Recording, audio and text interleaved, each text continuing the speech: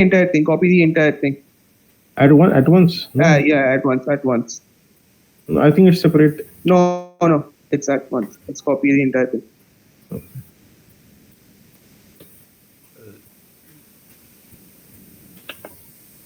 I did one by one. Okay, it's like this. Yeah. Like this. Yes, like this. Press enter. Okay, now the the other one. Okay. The last one. Copy.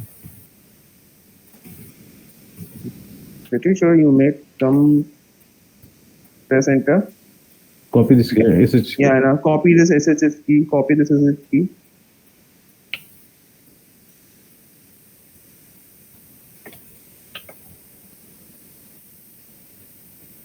Okay. Now go to your GitHub profile and SSH key. Yeah. Settings, right? Yes.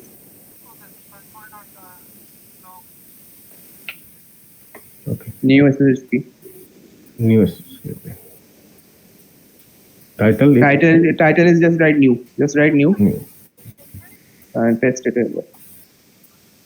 Okay. Add SSH key. Give a password to authenticate. I think you should remove the last space. Enter in your SSH key. Is it so? Did you give a space? When he pasted, there was an enter key. I think the cursor was coming in the next Yeah, line. no, okay. No, it's fine. That's fine. This is fine, no? Yeah, it's fine. Just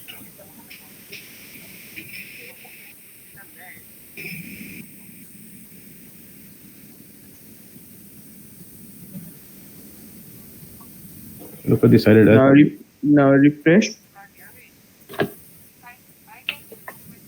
Refresh. Go to the repository. Go to the repository. demo.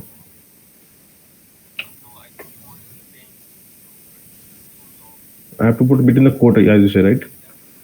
Should I go to CMD, like CMD, you know? Yeah, go to CMD. Yeah, over here. Go to CMD. Git clone.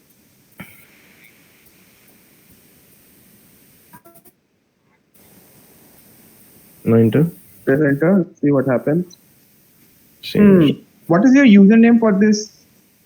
Just go and check your username. I think your username is 21F1001399.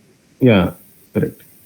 And what is your username? And over here, your username is Chandan Kumar. No, that's okay. Yeah, here username is correct. Different username. That's why. Change the username. Change the username and write it. No, from the code, like from Git bash. You can change it from here itself, CMD itself. So just write git config -- global username user.name and then just put 21F1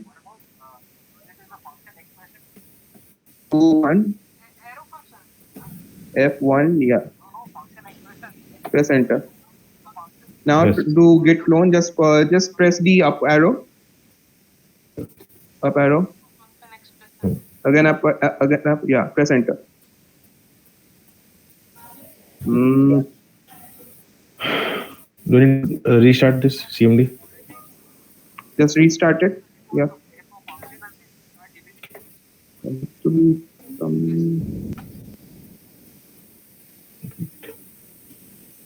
Can I check it again? Like git config, yeah, list. Yeah, now username is with this one only. Git clone.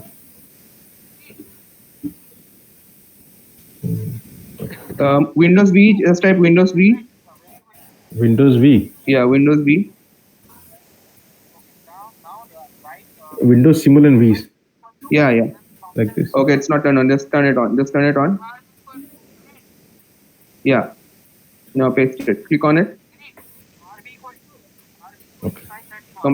Close the question. Press enter. Repository not found. Okay, just go to your repository once. Just go to your repository. Go to settings.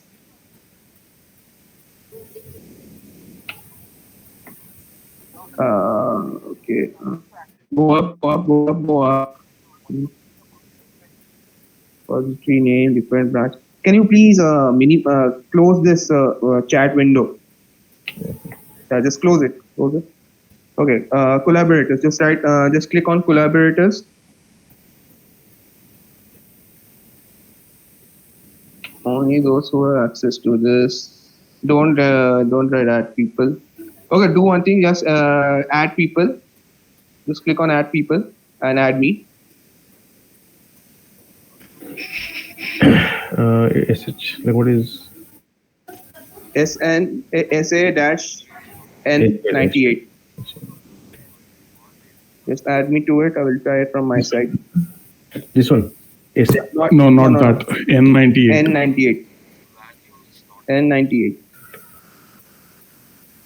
Yeah, that's one. Yeah. Yeah. Let's see.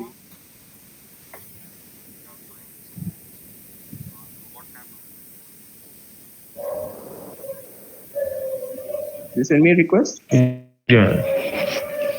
Taking some time.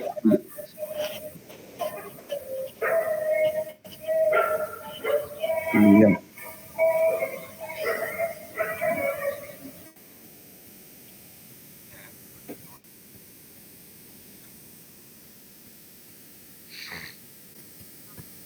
Mhm.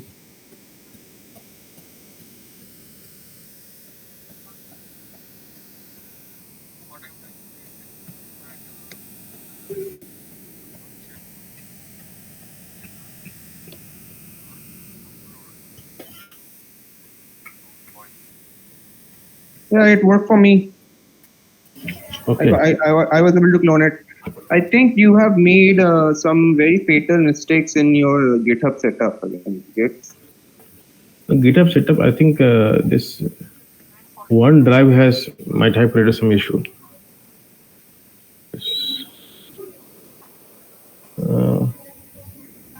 This one drive, Chandan personal. This do I need to do? But this should not. I don't know.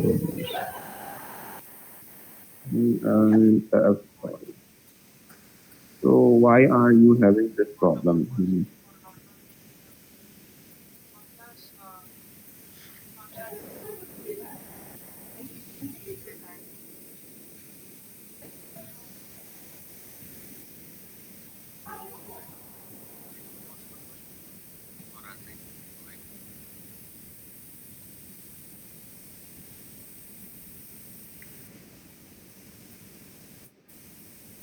Okay.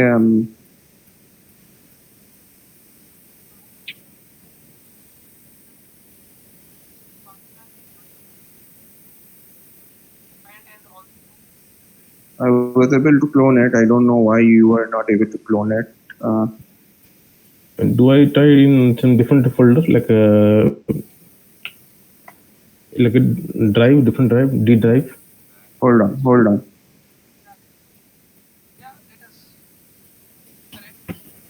It won't work on drives. The drive doesn't matter. Okay. Or else try it. Try it on D drive. But I'm not sure. I don't think it's going to work. Just same git clone.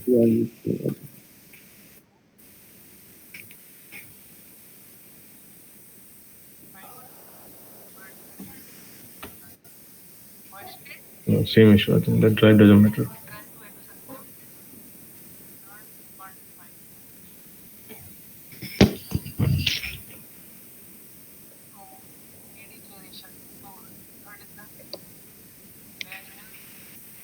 Hold on.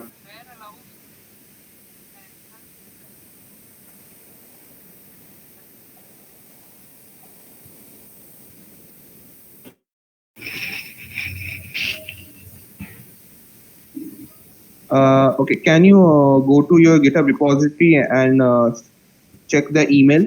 Go to your GitHub repository. Okay, I will just give another 10 more minutes and then we'll move on to different to the main agenda of our task. Go to your profile settings. Go to your profile settings.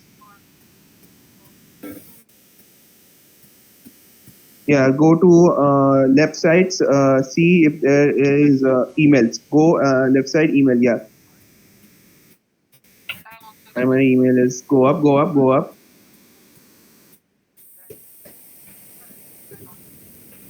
DS study at the DS study IITM AC.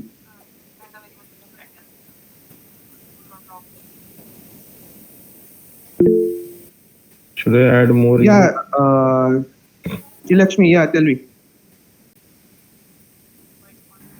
I had a doubt in that git clone. Do we give it uh, within that what is it, quotations? Not always required. It's not required, but sometimes some older terminals, if your terminal is not updated, it might require it. Okay.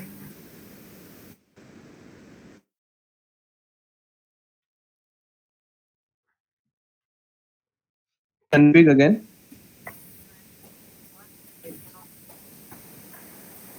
Gate config dot dash dash list.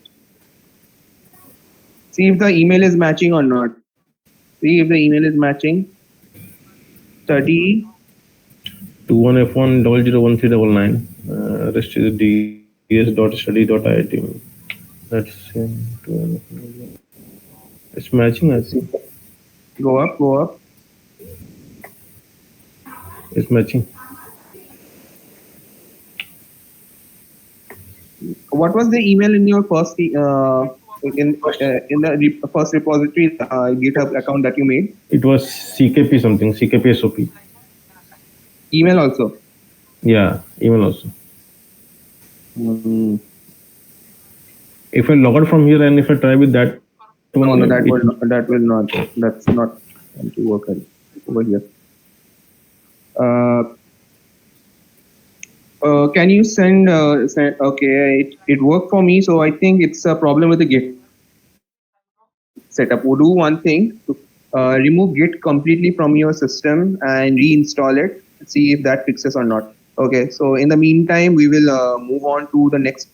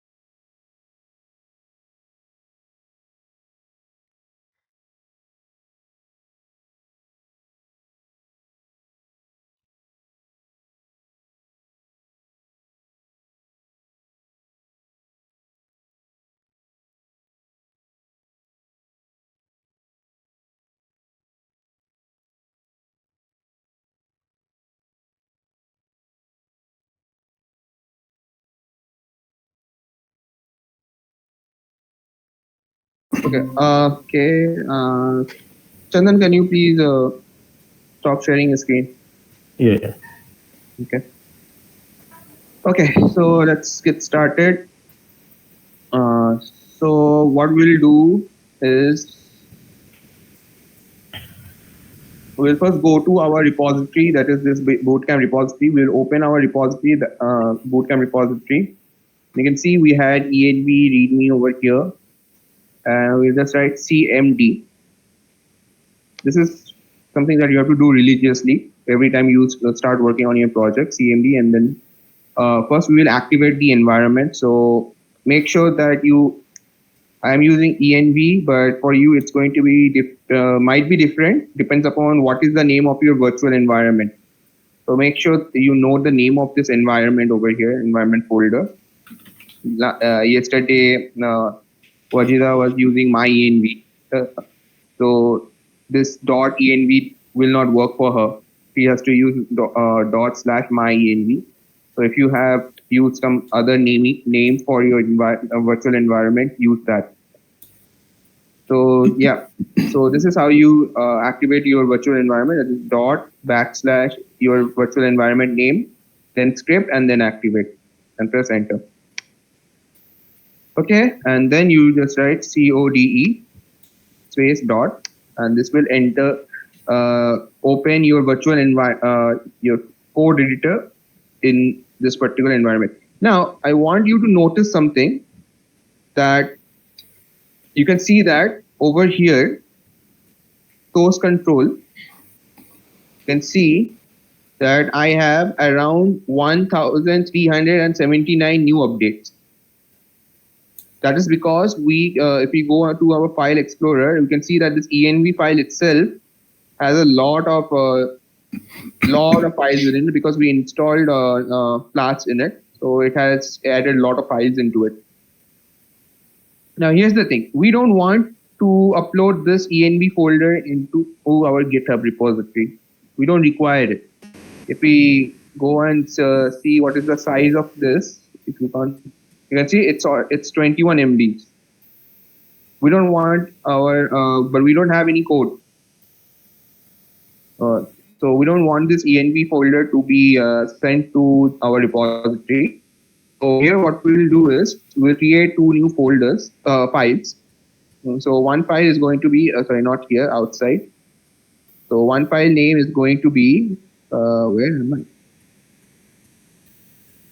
Bootcamp, right? So make sure that you create the folder outside, inside Bootcamp. I was creating it inside env. So just write .git ignore, and over here just write the name of the files and folders that you don't want to upload it to Git. So just pay attention to this number over here. This is 1,380 pending changes. If I write env over here. Hello. Yeah, hello. The new file is getting created only in env. How to create in Bootcamp? Yeah, just select Bootcamp. Yeah. Just click on the blank space over here, the blank space that you see my cursor over here. Click over here and then create this new file. No, it is getting created in env. How come? Can you show me your screen? Show me your screen quickly. Actually, I'm using two different devices. That's why. So if you're having trouble with that, just go to your file over here, open your actual folder from your file explorer, and over here you can just write new file. Okay, so this would be a text document. Remove everything, both your .txt also, and then write .git ignore. That will also work. Okay. But I'm very surprised why I think you're confusing it with where it is. I mean, the graphical user interfaces might be causing some problem for you. When you click on it, it should be directly below. The file icon should be the icons. See where the icons are. Yeah, that was inside env. That's why. Then just click on Bootcamp. Just click on Bootcamp and then click on this icon, file icon, new file icon. Create it over here. I want you to use this. Now it is getting created, but earlier it wasn't happening. Get used to using VS Code. It's not a technical problem. It's just how you're using it. Yeah. So get used to it. Practice. Spend some time exploring what each icon does. Only then you will get to know. Okay, anyway, so git ignore we have done, and now you can see that the numbers of pending changes reduced to 1. Okay, pending changes reduced to 1. So that is only the git ignore change that we made. Another file that we want to create, we should be creating. That is, again, I am showing how to create. Click on Bootcamp if you are having trouble navigating. Click on Bootcamp. Click txt. So txt. This is going to be requirement.txt. And over here, you will just write the name of the, you will just keep a track record of all the libraries that you are using for your project. So the first library that I'm using is Flask. It's just Flask. So I will just write Flask. Flask, and that's it. Over here, you just document all the libraries that you are using for this project. Okay, so now I have 2 pending changes. I will send these changes to here. So I will just write added ignore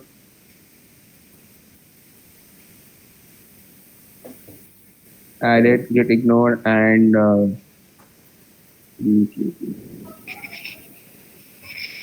.txt requirement.txt and then commit and push. And yeah, so this is how you use get ignore. This is why I wanted to show you how I wanted to create get ignore manually. If we hadn't created get ignore manually, there would be a bunch of stuff in it that doesn't make a lot of sense to a lot of people. It actually should, because your requirement is different. So yeah. So now we have get requirement set up, and now we will dive into the actual project. So the project file we will be creating One first. interruption, sorry. Do we do a commit and commit push? Commit or commit and push? Commit and push. So always, right? Yeah. Always do commit and commit push. It's a direct thing. Directly you can just do it. Yeah.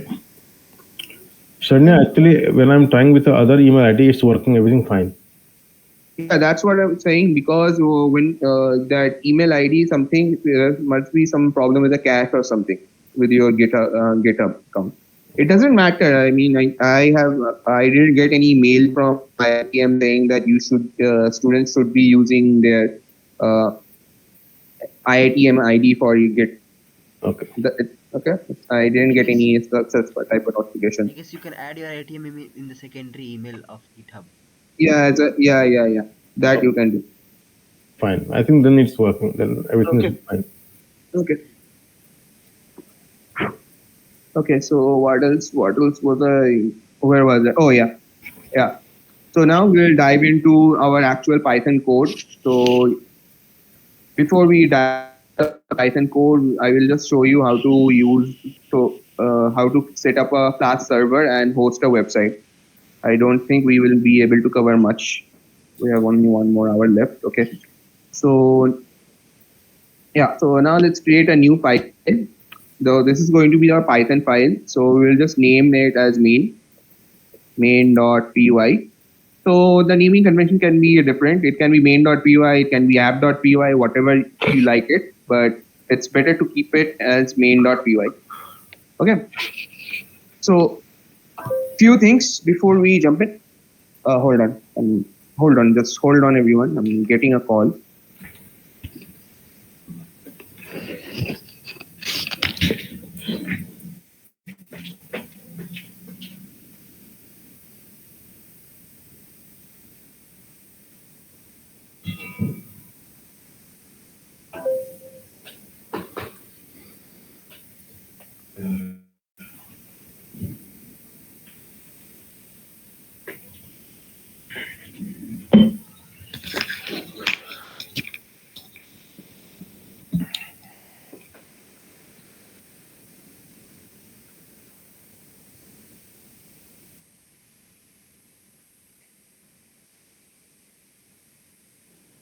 Okay, sorry about that.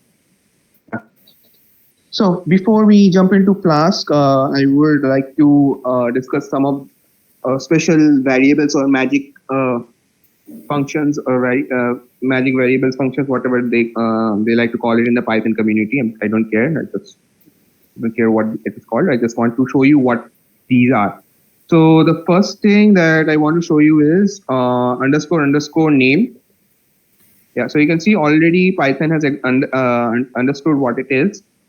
So underscore name, and underscore file. So underscore. You can see there are a lot of these magic variables or magic functions, whatever you call it. Yes, I think these are called magic functions. Yep, functions. So these are inbuilt Python function that comes with every Python .py file. So whenever you create a .py file, these functions or variables they get created.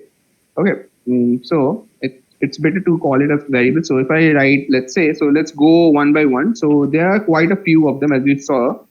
If you see, there are quite a few of these in there, but we only need these two, name and file. We don't need the other one. So let's go with them one by one. Let's see what they do actually. So first, let's go with the file. So let's just write print underscore file. So what it does is it gives you the location of your Python file. Okay. So let's just say I save it and I run it. You can see it tells me, okay, it's better if I format it properly.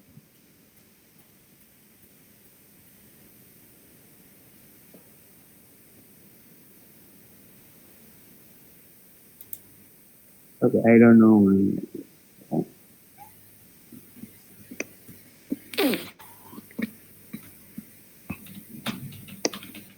Yeah. So you can see that underscore file gives me the location of my file. Now, if I let's say if I change the location for this file to somewhere else, let's just actually do that. Let's go over here, take this file, take this main file. I will just copy it and take it to my D drive. Let's take it to D drive and paste it over here.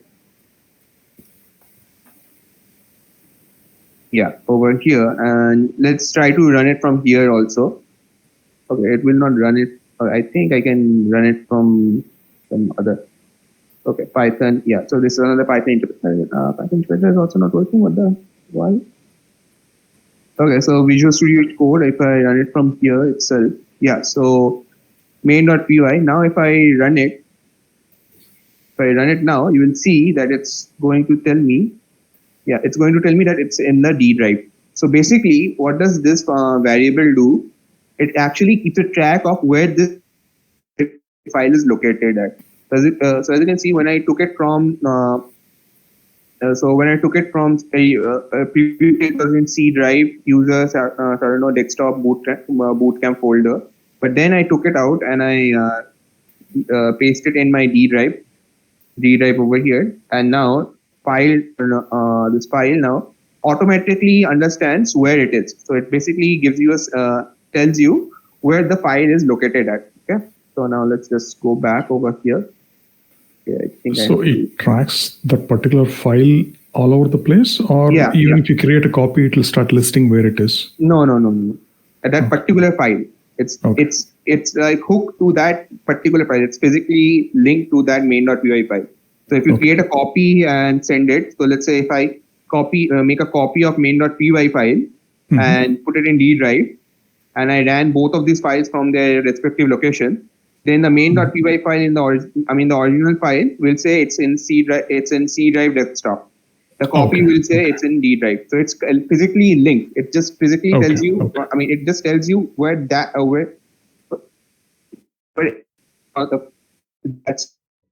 Yeah. Okay. Yeah. So it tells you where the file that is being run is located at.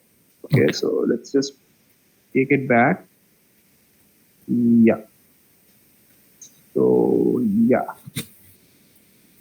Now we are back again in the C drive. Now we can see that it's telling me that this is over here. Okay, so this is one. The other one that I want to show you is -- name. Okay, so name is a little bit of tricky to explain. It's not it isn't that intuitive to understand, but I will try my best. So when you do name, you see that it gives me main. Why? What is this main? So it also looks kind of similar to this, right? This dash name underscore main. What does the main mean? So basically, what does this name suggest is that name stores, or I'll give the output it gives is it tells you whether this file is being run directly or not. So what I'm trying to say is that there's a way of running your file directly and indirectly. So maybe sometimes what happens is that, okay, have you guys used import Python, import pandas? Yes, yes. You guys have done this? Yeah. Everyone? So we create the instance of the library. Import NumPy or something. Yeah, import NumPy. Yeah. You guys have used import, right? I believe in introduction to Python you have used import. Or Yes. okay, so basically what import does is it basically brings code from a different file into your file, or basically like physically brings links your file with the external file. Okay, so that is what we will do over here. So I will just write another file. We'll call it uh,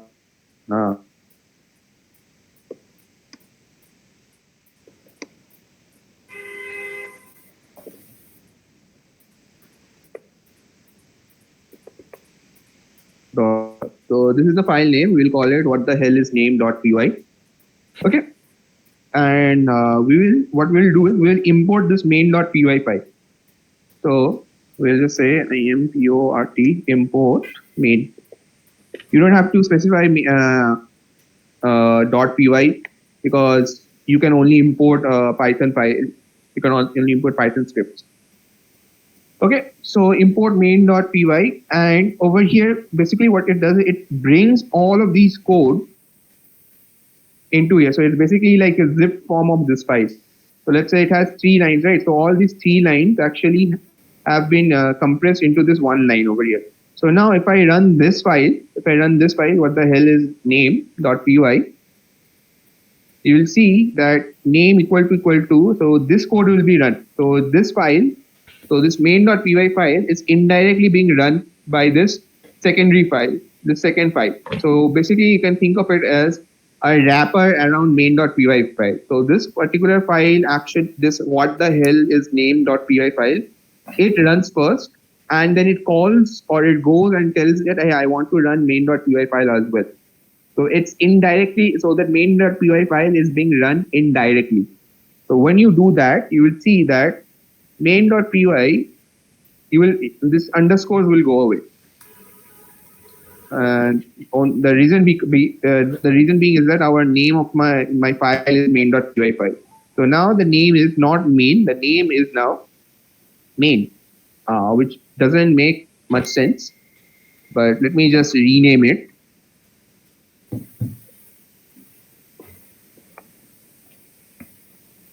Just say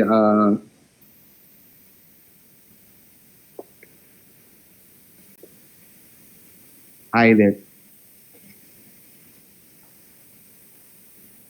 Okay, yeah. So now if this is import.hi there, or my code editor already understood that I have changed the name. So what the hell is name is as importing hi there.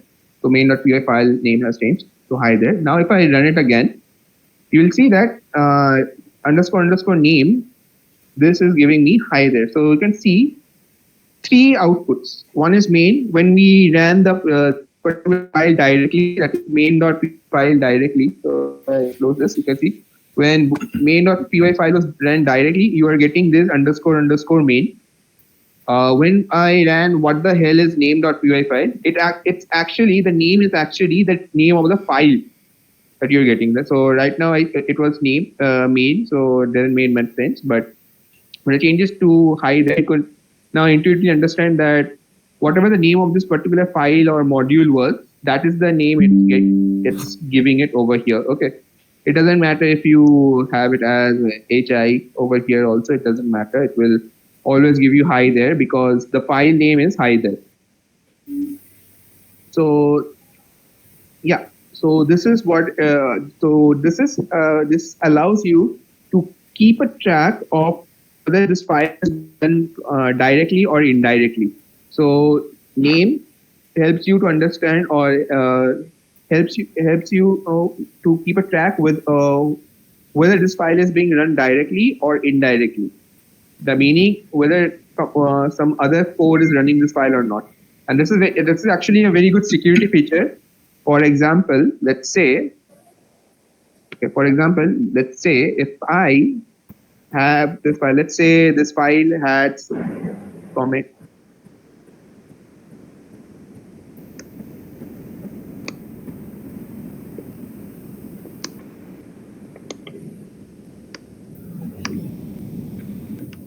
Okay, so some very top-notch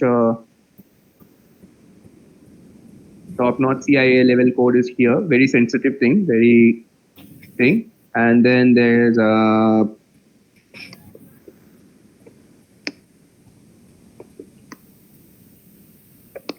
my bank account details, blah blah blah, something, and then I have written like print print. Let's say bank account details. Okay, so print bank account details. And again I have let's say user admin username, what my username is, and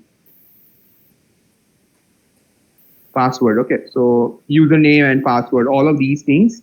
After running some very high level code, high level secretive code, CIA level code, and then going through my bank account details, it gives me my bank account details and my bank username and password. Okay.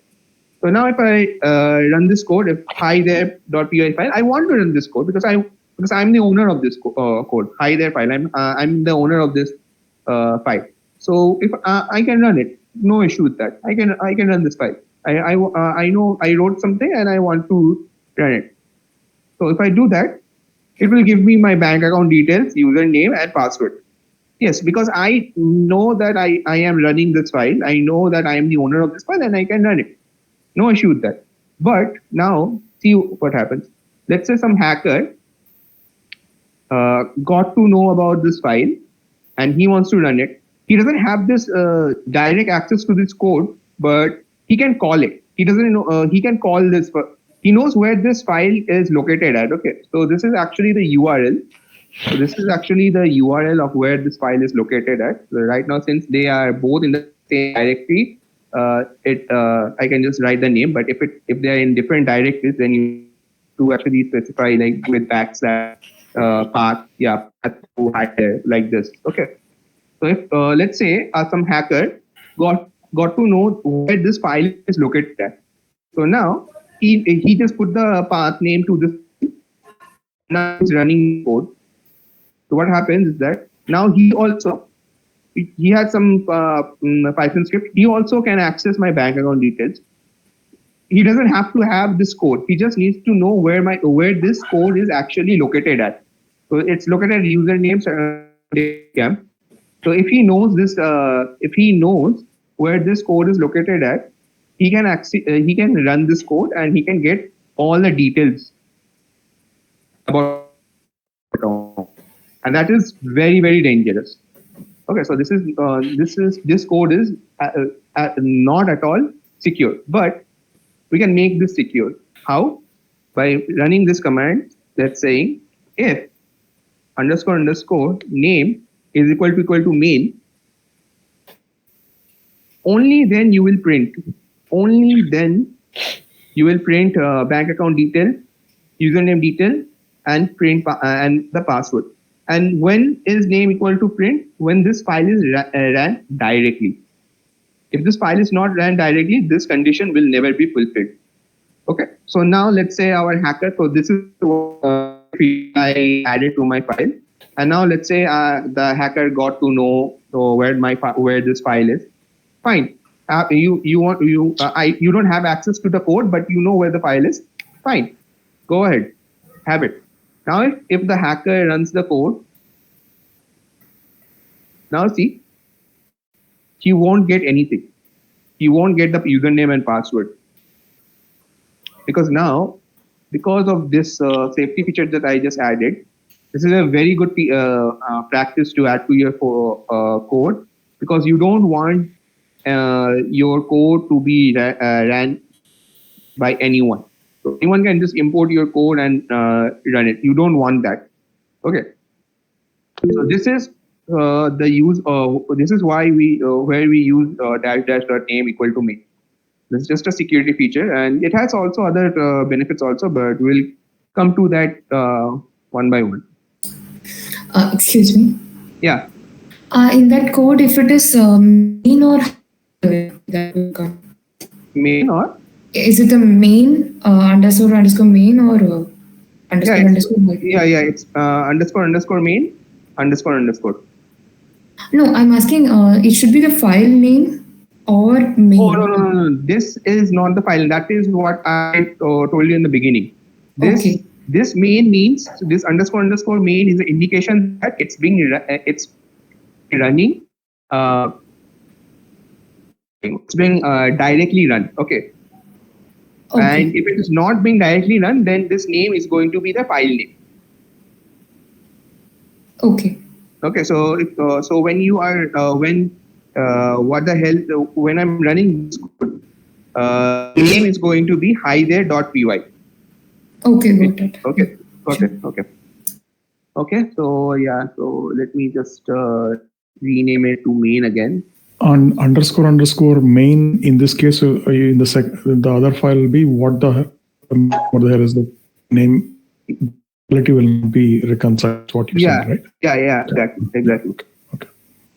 So this is just a security feature for your main.py file, and it's actually a good practice to have if main equal to if name equal to main. Okay, so let's just delete this. Let's have a clean setup. We don't want bad setup, and you will get PyCache again and again. So delete this PyCache. You don't need PyCache. Okay, Okay, you don't need PyCache. Okay, so now that we have learned how to create main and underscore this, we can now move on to Flask. So Flask is a backend framework. It allows you to rapidly develop small scale applications. So we'll just learn how to use Flask and one by one or step by step. So firstly, we will learn how to use these two functions. Not just now. So we'll just import. Oh, sorry. It's going to be from Flask. From Flask import Flask request. We don't need request right now. For time being, we just need Flask and app dot So app dot Flask file name. So over here, the reason why we are getting Flask the file name because we want to tell Flask where the core of our app lies. Okay, so which is the center of our app.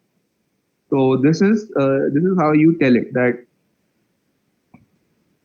that when you run this code, Flask knows that this is the actual file that is at the center of everything your app does, and from there, I'm taking this file as a reference point.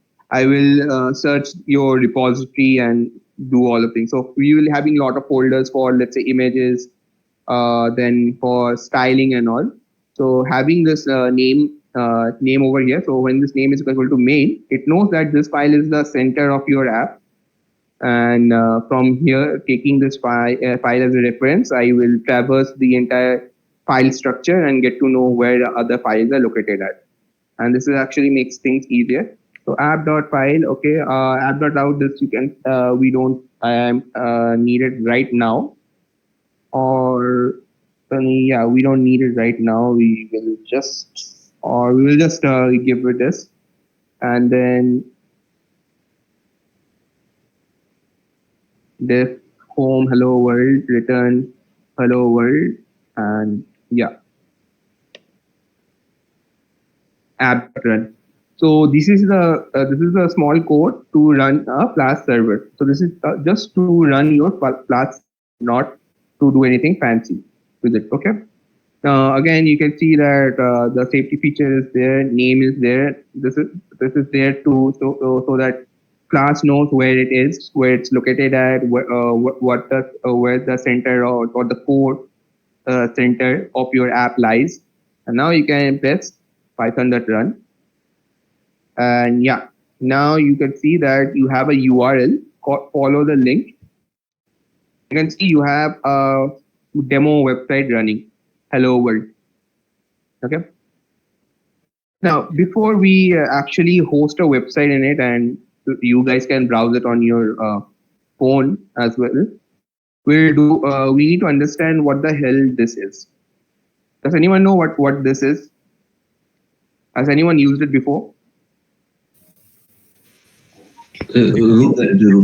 Decorators. No, no. It's quite. I mean, what do I say? I mean, I want the very basic definition of this. So this basically is like itself is a function which runs a function. Yeah, exactly. So yeah, so you're right. So this is what we call as a decorator function. Okay. So I will give you a demo of how it works. So let's just forget about all of these things. But for now, for this time being, we don't know what class is. We don't know anything about it. We just want to define what a decorator function is. So what we all know how to define a function, right? So we write define function and we just give it a name. Let's say hello. Say hello and yeah, say hello, print hello world. Okay, and we know that it can take inputs. Say hello and I will just say name. I will just make it into a f string and say hello name and say hello name John, and if I run it, it takes the input name. It takes a variable as an input and gives a output as hello John by concatenating the strings. Okay, that is what you have been told in the basic level. But functions can also take not just strings or numbers; they can take other functions as an input as well. So here's how it works, and it's so how to do that? We just write another function called function. Let's say decorator function. So yeah, I don't need this. This is not needed. Print. None of these I need. Okay, arg also we don't need, but here and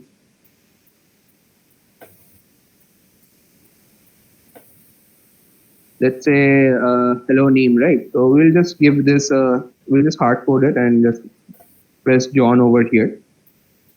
Okay, and so this is a decorator function, and we'll just have another called a wrapper, and wrapper is going to be FUNC.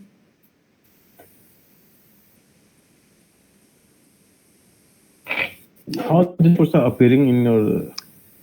Yeah, so this is I'm using Copilot over here, so it auto generates those codes. You can also install it, but I won't recommend it. It's quite annoying.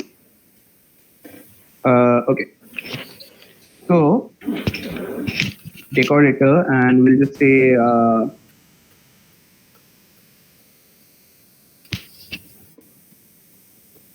test.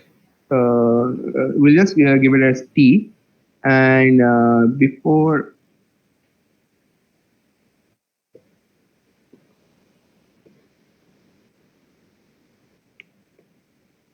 okay, F string, sorry, doing something with T before calling the function. Okay, and after calling the function. So what this decorator does, okay, over here. So this is how we add this decorator. Decorator doing something with T. We will just give it some value. Let's say anything. Let's just say 10. Okay. And now if we run it, see what happens if we run it. We are not calling. See, if you see this code, you will see that we are not calling this say hello function or this decorator function anywhere. We have just defined it and we have just left it like this. But now see the magic. You can see that it directly it has called the function. So this is a property of decorator. It auto invokes itself. It auto calls itself. Okay. So what it does is, if you give it this can have inputs or it cannot have inputs. That's both way it goes. But what decorator does is, it first takes it takes this say hello world as an input and it calls it. So if you look at over here, so this wrapper function is there to give it a little bit more control. But now what it does is, it takes an input like 10. It does something with 10. It does something with 10 before it actually calls this say hello world function. Sir, can you make the coding cell a bit bigger, sir? Coding cell, okay. Hold on.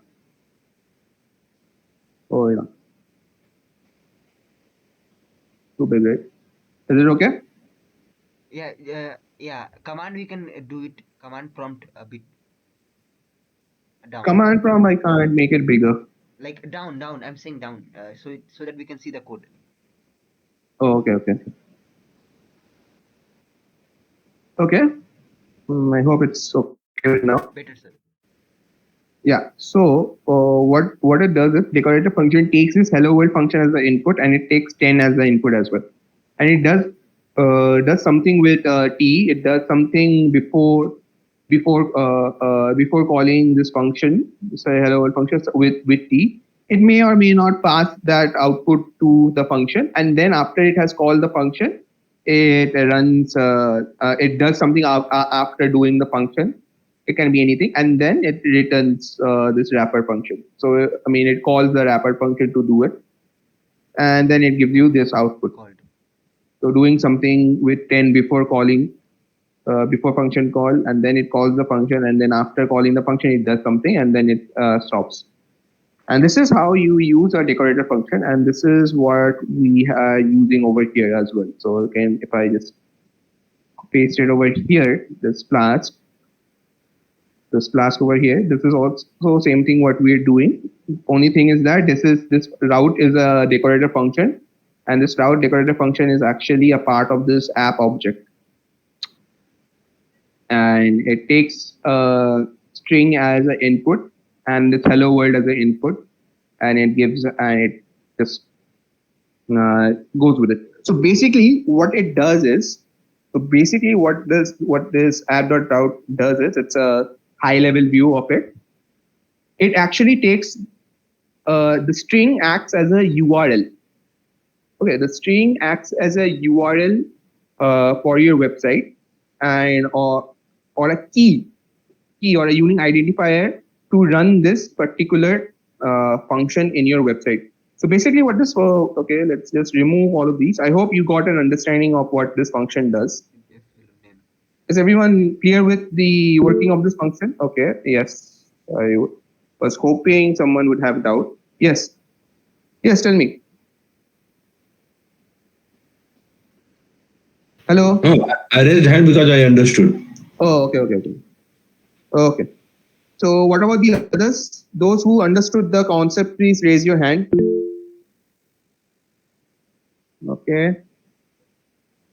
Okay, so only 4 people understood the concept, and 7 more have raised. Okay, maybe. Okay, so I guess everyone understood. Great, good to know. Okay, so now we will just remove this, and I will tell you what this decorator function is actually doing, this particular decorator function. So this line, this backslash, is actually a compressed version of this. So when I run it, you'll see when you're running it says running it on HTTP blah blah blah blah blah, this, right? So this is actually, so this backslash, this, sorry, my bad, hash. So this backslash is actually this. So this is just a compressed form, or this backslash is actually a compressed form of this URL, this home URL. And you don't want to write it again and again. So yeah. So now if I go to this URL, okay, it's better if I put it side by side.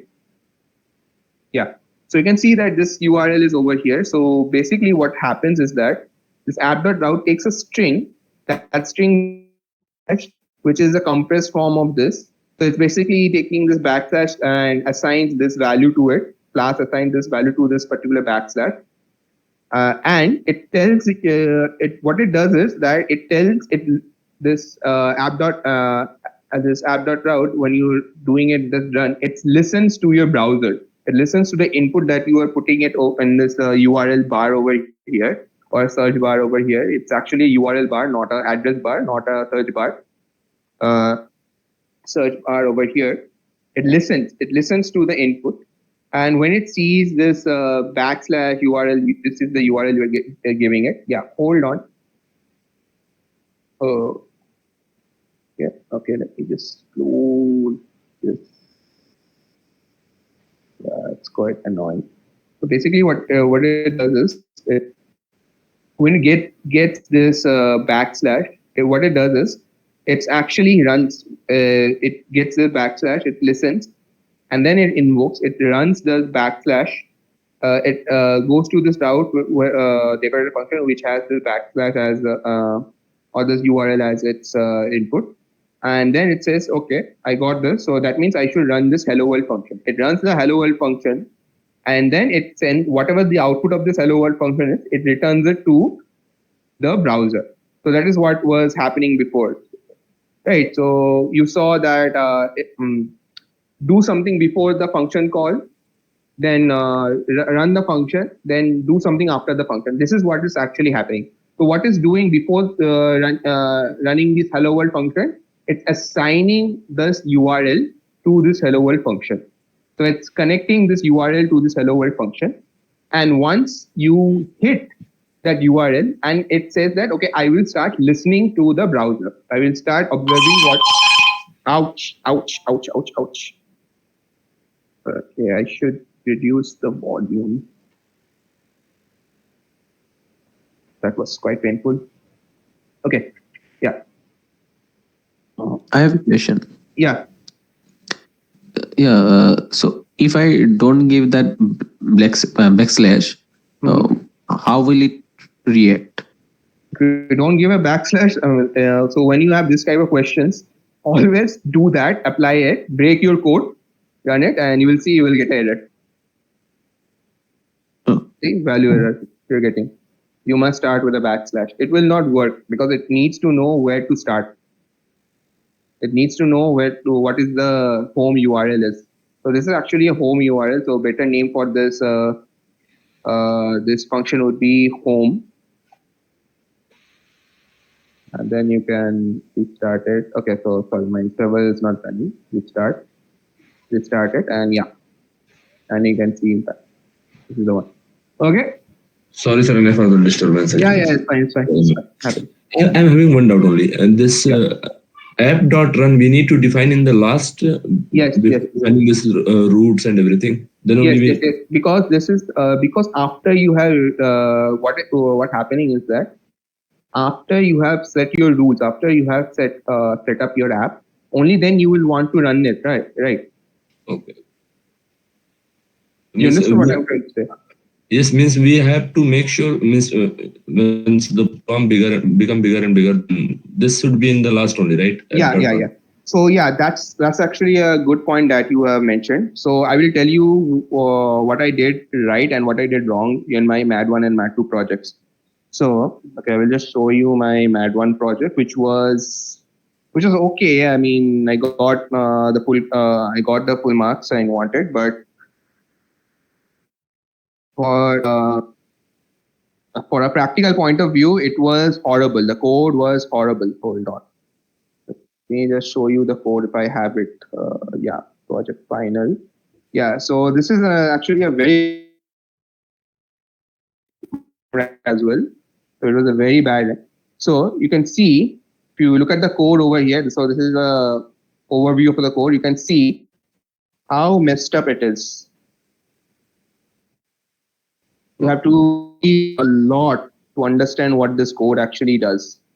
This is a very bad way of writing code. You can see that I have one route, admin route. It's manipulating everything on the single page. Yeah, admin route, again another route, and again another route. This is a very bad way of writing code. And then only then at line number 565, I have app dot done. So never write your code like this. Better way of writing your code is what I did in my Mat2 project. So I think I have my Mat2 project here. Project, do I have it?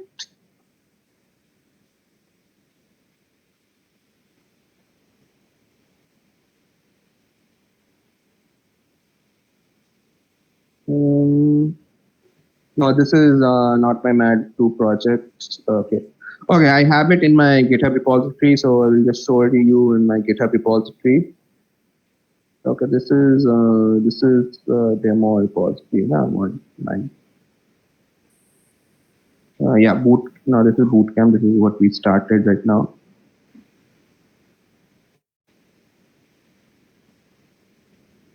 Yeah, so Mat2 project.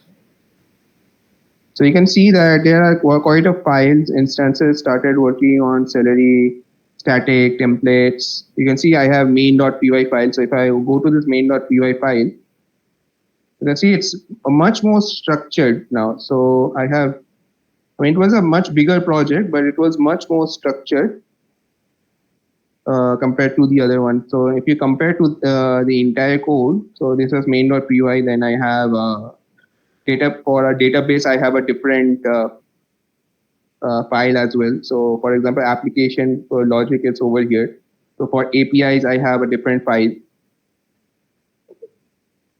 So it was quite big. So I had to divide it. So it's bits. So I'll show you how to divide your folders, your code, so that you have a very clean setup. Usually, you will have in your code, you will only have this. You won't have this routes. Okay, so you won't have this route in this file. You will only have app equal to class name, and then if name.py equal to main run app. Anyway, so this, I hope everyone understood what it's doing. It's taking you can define the URL name however you want. But the home URL should be just backslash. Otherwise, you have to configure your app. In different, there's a documentation. You can look into the documentation of how you can override that home URL. So anyway, by default, backslash is the home URL.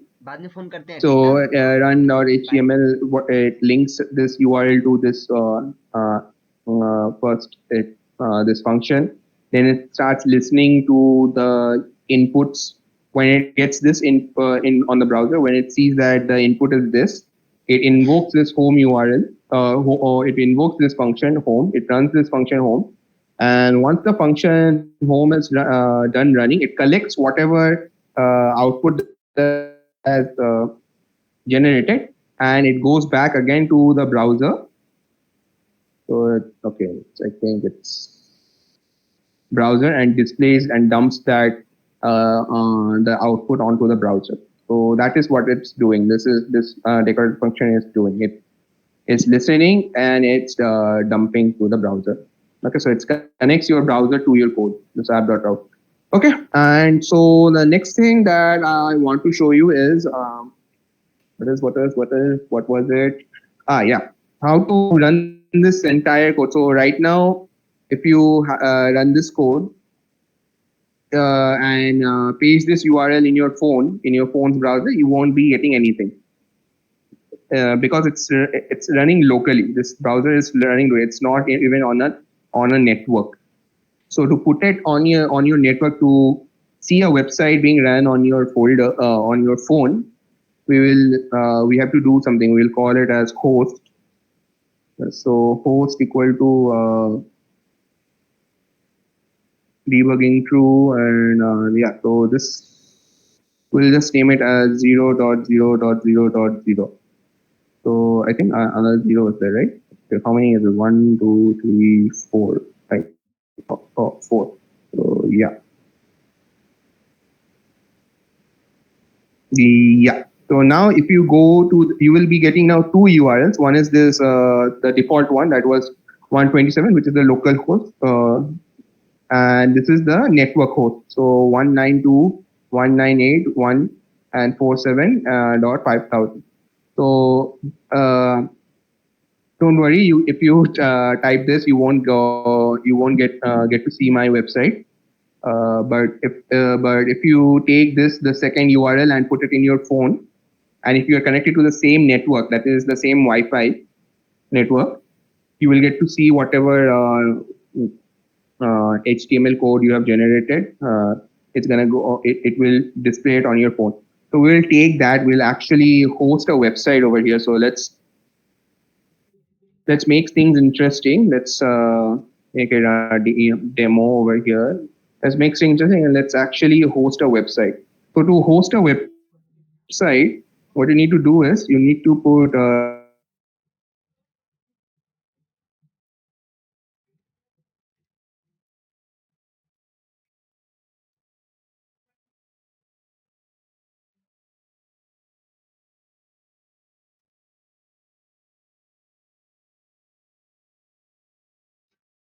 Hey Prabhu, hey Prabhu, hey Prabhu.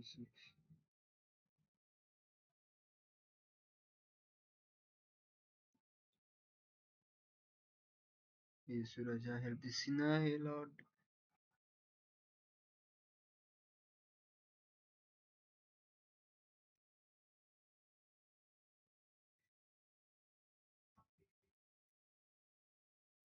where the center of your app is located, and based on that, it can now traverse this file directly. It goes up and sees that, okay, so I have templates over here. That means all my HTML templates are over here related to with respect to main.py. Okay, so now in templates, we will just download a template. We'll just go to some Sir, can website you and download repeat a once, template. please? I just missed the template Yeah, file. so this template file, Yeah, this when should template we file open that it? we created. So it created, so class knows. So over here, you don't have to actually give the actual location of your HTML template. That's because when you were setting up this app, you gave this name. Okay. So this name actually gives you the when you're running this file, it gives you double underscore main. So basically, what it tells you class that this particular folder, this main.py folder, is the center of your app, and with respect to this, you can find the other files. So from main.py file, when I'm saying render template, it knows that, okay, if main.py file is here, then is there a templates folder around it? And it sees that, oh yes, there is a template folder around it, and then it goes into the template folder and it takes that demo.html template. Okay, understood? Like the flow is first the main dot calls it, and after that it goes into template. Yeah, exactly. Yeah, Okay. only because a class knows where the main.py file is located at, or which is the main py, which is the main file that is being running the entire code. Okay, the template file has to be inside Bootcamp, right? Yes, yes, yes. Otherwise, it will not know. Okay, sir. Thank you.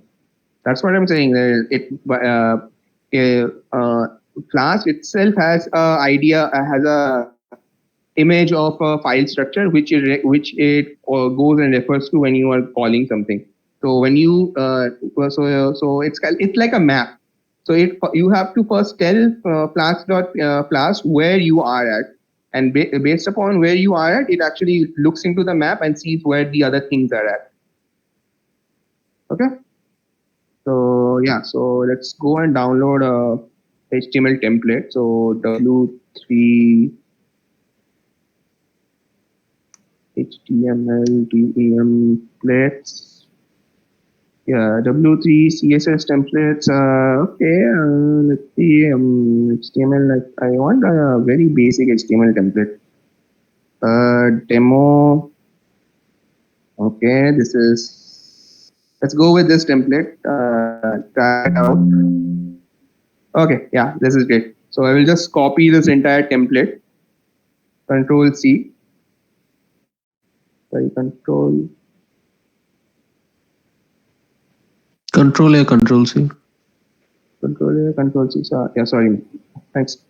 Control A, Control C, and this is since, and I will go into template, and I will select this template folder, and then I will create a file called demo.html, demo.html. And now I will just paste it over here, the entire HTML template over here.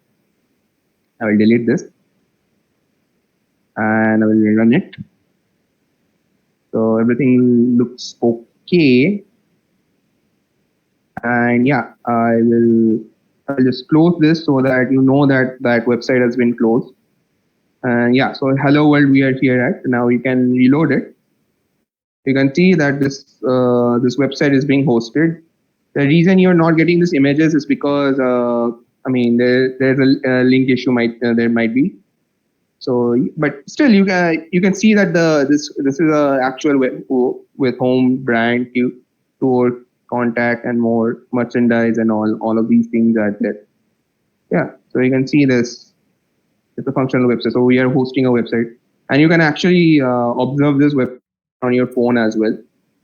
Let's W3 schools HTML template. Let's see if we can find a better template for this or not.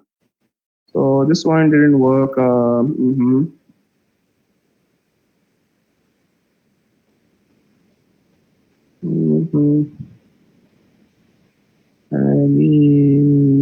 Let's try this one out.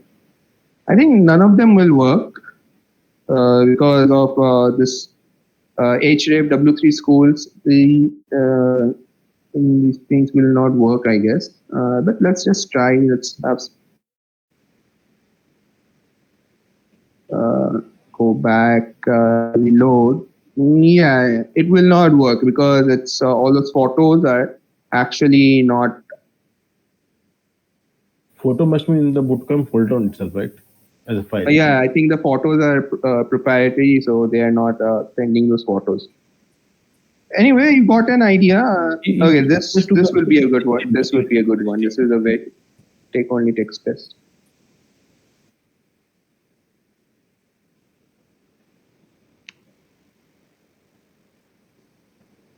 Yeah, this will actually be a much better website. Yeah, so you can see this is a much better website. Start page, W3 schools, Orium Ipsum. You can even click on the. So the links are actually not functional, but yeah, you got an idea about how to host a website. So I urge everyone to try it out and try pasting this URL that you see on top in your phone and see what happens. So can you load this? Can you load? Is this website actually being loaded on your phone or not? Yeah. Anyone had a question? Yes, just to know about the security means doing this. I received 2 or 3 time warnings that do you want to post get it accessed from the public and private networks. So will it be safe for our? It's your code. You wrote it. Oh yes, obviously it's going to be safe. You know what is happening in the backend. Your browser doesn't know because it's because these kind of URLs are actually malicious. These URLs are actually malicious URLs. Mostly because these are not verified. So basically, what this is actually what a computer sees. So when we actually go to, let's say, GitHub, this GitHub also has one of those number kind of URLs. But since it is being hosted by a verified server, it actually gets this name and it gets verified. So your browser knows that okay, it's safe.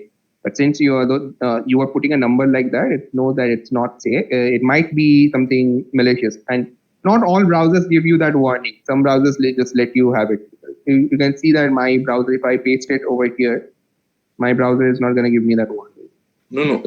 I'm just telling that when I was running the code from my VS Code, I got a pop-up of Python. Do you want to make this app accessible from the private or public? Oh, okay. So you're okay. So that is something to do with your network that you're connected to. That's completely different. Okay, so don't worry about that. Okay. You were able to host, see your website, right? Yeah, I'm able to see my website on my mobile phone actually. Yeah. Yeah. So that is what I wanted to show you.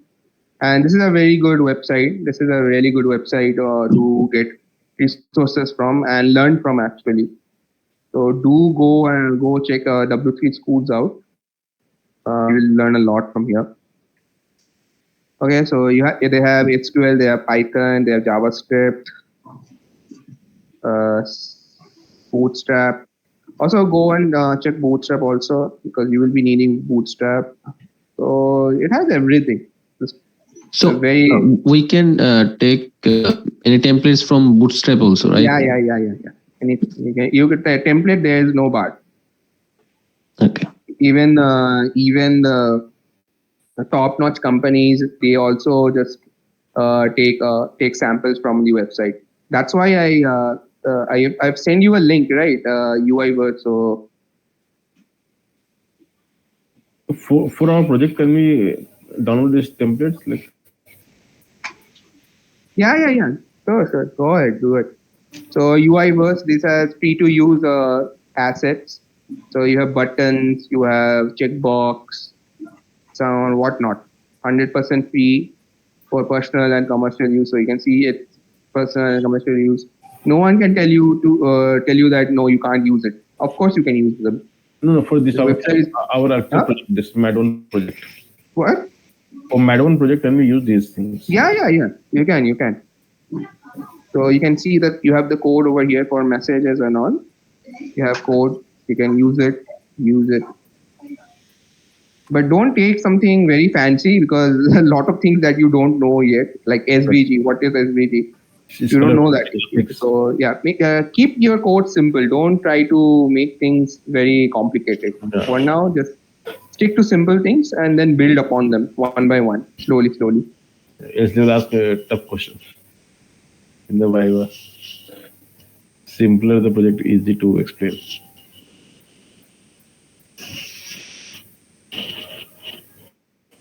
Okay, so that is it for today. Oh, and one more thing, I want all of you. How many of you here know how the internet works? Just raise your hand.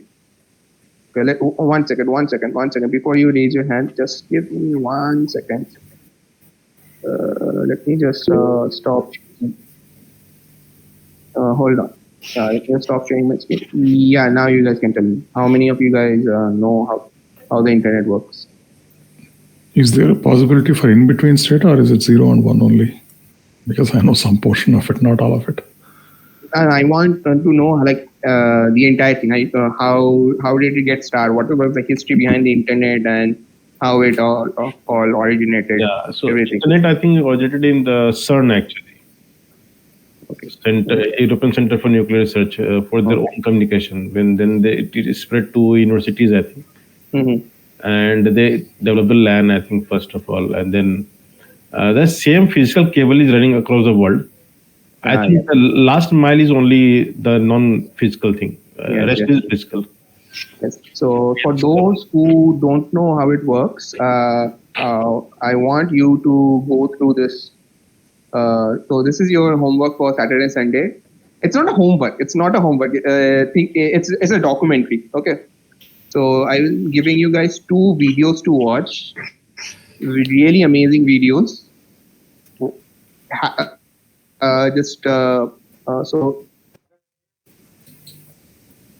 hold on. Was it ARPANET involved in this thing? It's before ARPANET, WWW was developed in CERN. Yeah, you're right.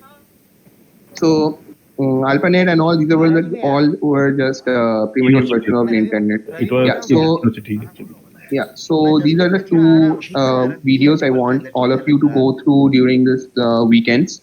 When you have free time, it's just go through them.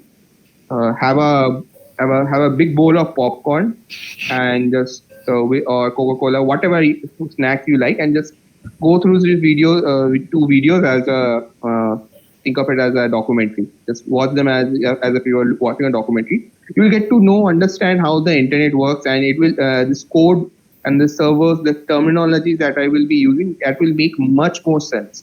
It will. So right now, if you look into any technology without knowing how it works, it feels like it's magic. How was this built? But once you get to know it, you will be like, oh, this is Hi so everyone, I simple. am Neha Shri. 5 years you can do it. So only the reason is that you don't know how it works. Once you know how it works, things become very, very simple. So go through these videos, and that is and also yes, practice the code that I showed you. So you all know how to host a website now, and yeah, slowly we'll build upon it. Yeah, Ravi Khan. I was like hosting it. I did the code, but how to download that HTML template from internet and to Copy it. Just copy it. like I did this and then You go to template. Okay, render template. Return. It should be return render template, not render template. It should be return. Yes, that's a function, right? So you can't have a function without return. okay. Demo return render template. Yeah. Render underscore template. Render underscore template. So then, yeah. And then here like what to Just search WP School HTML templates. Yeah, that the first link. First link. Yeah. Former Bollywood star Mamta Koirala. What happened to Mamta Koirala?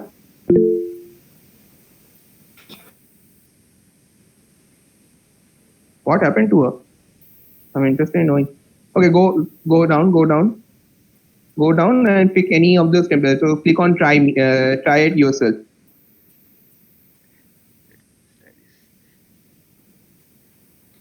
then copy I have to copy this.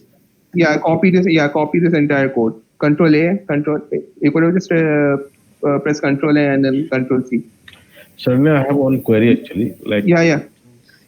while developing these websites, like you're doing something and we are copying, we are understanding also very well. I'm really thankful. Like, now these things are making sense to me actually. Earlier it was not making any sense.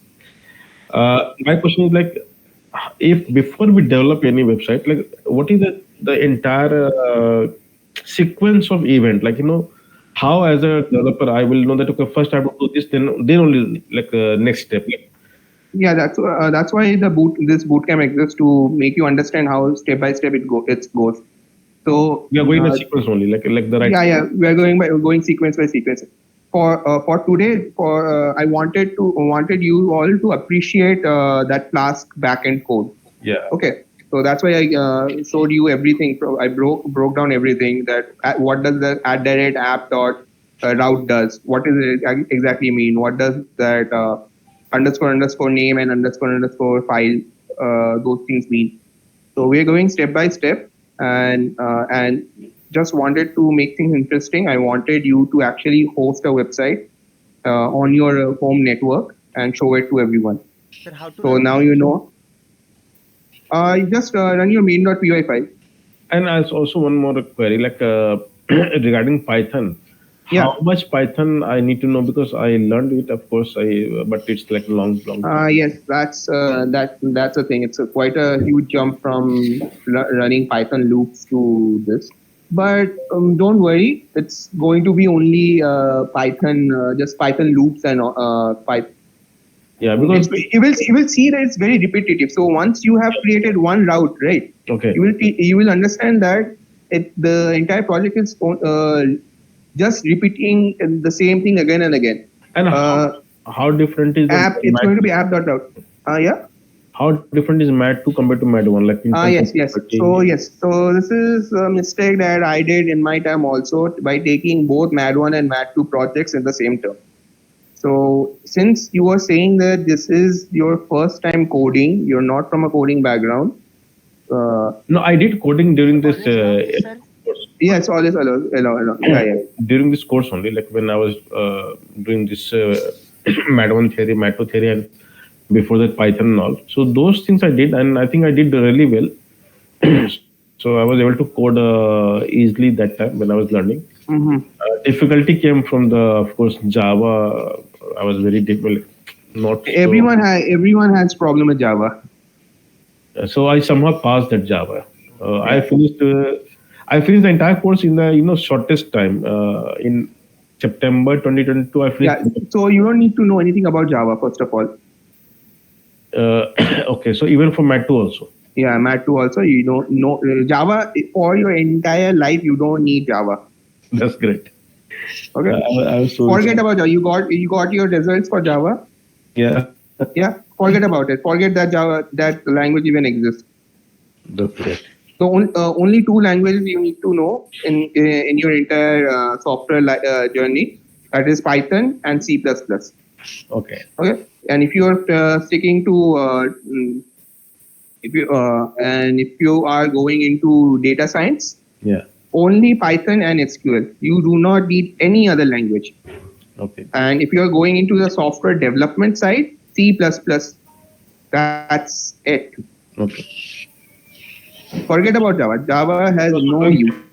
Job, you're also doing job and helping us. Yeah. Yes, sir, done, sir.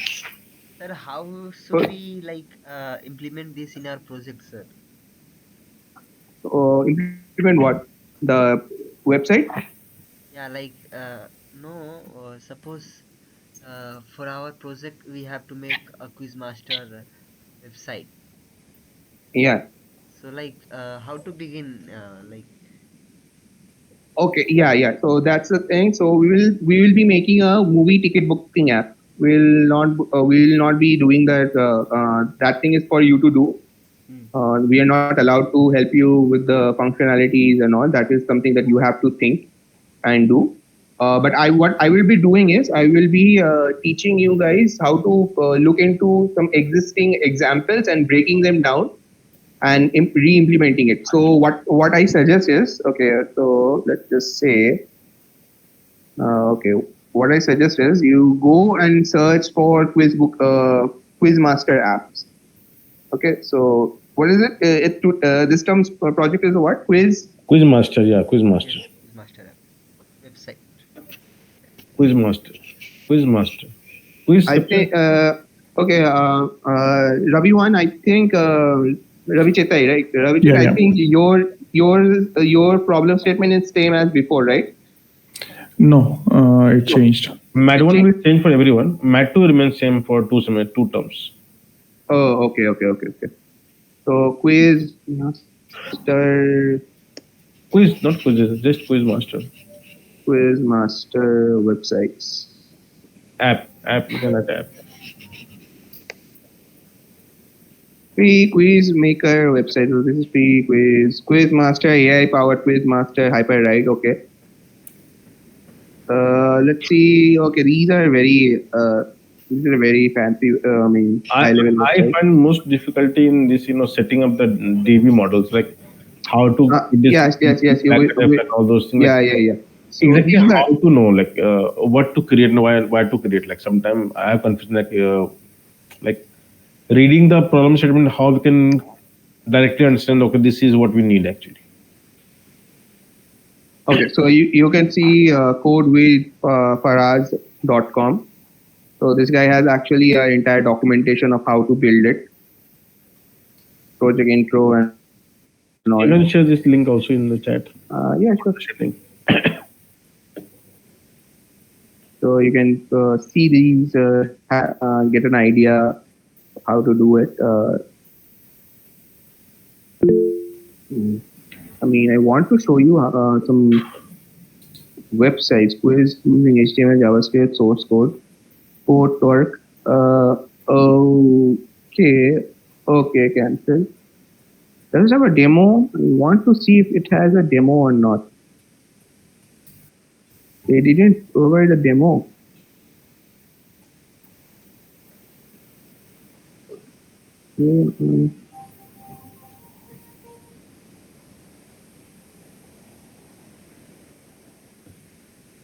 In Mad 1, do we have JavaScript also? Like, no, no. If you know JavaScript, I highly encourage you to use it. Otherwise, leave it.